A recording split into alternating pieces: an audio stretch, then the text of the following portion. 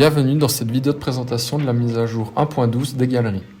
Pour commencer, nous avons ajouté un onglet portfolio au niveau des galeries, donc vous allez retrouver ça juste ici en dessous, dans lequel vous allez retrouver une page qui va lister toutes les galeries que vous aurez sélectionnées pour les ajouter dans votre page portfolio.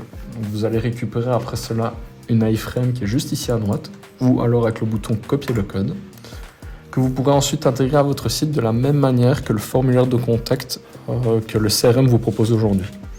Donc ensuite, pour ajouter des galeries dans cette page, il faut se rendre au niveau du formulaire de la galerie. Donc je vais en ouvrir une, faire modifier, et ici tout en dessous on peut retrouver un bouton inclure au portfolio. Donc je modifie, et on peut se rendre compte du coup que ma galerie a été ajoutée au portfolio. Ensuite, nous avons mis à jour la configuration du produit numérique. Donc maintenant, on retrouve une page adaptée avec directement le plan tarifaire et le type de photo du produit numérique. Donc vous pouvez sélectionner HD ou web, ou les deux, en fonction de ce que vous voulez configurer. Donc moi ici, on peut voir que je me suis créé 3 produits numériques différents. Un web, un HD plus web et un HD.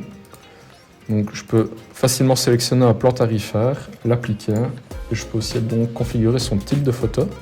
De plus, maintenant le catalogue permet d'ajouter plusieurs produits numériques. Donc le client pourra, en fonction de ce qu'il souhaite récupérer comme type de fichier, sélectionner HD, web ou l'un des deux, ou les deux en même temps. Donc là on peut voir que je me suis fait un catalogue avec produits physiques et numériques, dans lequel j'ai ajouté mes 2 produits HD et web.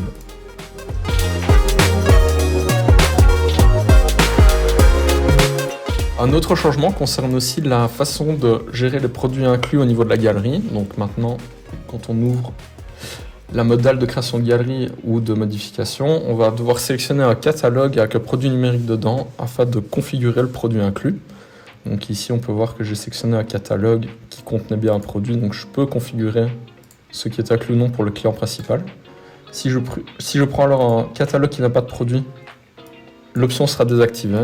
Et si je reprends un catalogue qui a bien un produit dedans, je peux sélectionner quel type de produit je veux inclure, avec alors la configuration du type de fichier, toujours à gérer au niveau du produit.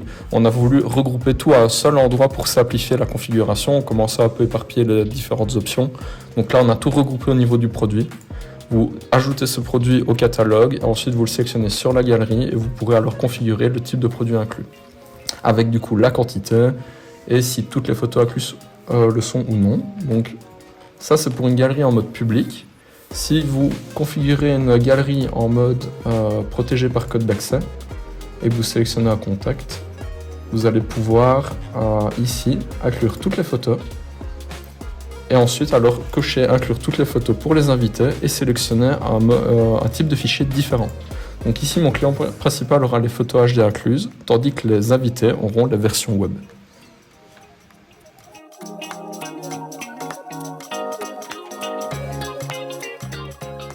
Le dernier ajout de cette mise à jour concerne la galerie en elle-même. Donc on a maintenant ajouté un mode sélection où le client maintenant peut sélectionner plusieurs photos. Donc là je vais faire une sélection de quelques photos. On voit au-dessus à droite que j'ai sélectionné 6 photos et je peux alors directement les ajouter au panier. Donc je peux les prendre comme produit inclus et là alors j'ai directement ajouté ma sélection au panier.